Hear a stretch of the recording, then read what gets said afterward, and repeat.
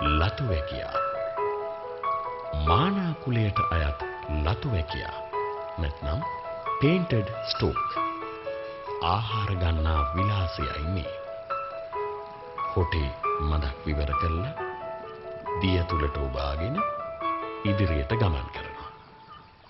ඒ අතරේ එයාගේ පාදය මඩ යටට දාලා කලත්තන්නේ හැංගිලා ඉන්න පුංචි සත්තු එළියට ගන්න. අහුනොත් ගොදුර මුළුමනින්ම ගිලිනවා.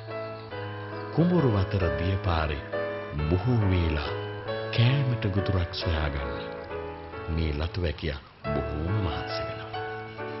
ඒත් එයා හොයන පුංචි සත්තු මිනිස් අපේ වරදින්ම මේ දියපාරේ නැතිව ගිහින්. ඒ නිසාම එයාට ගොදුරක් සොයාගන්න බැරි වෙනවා.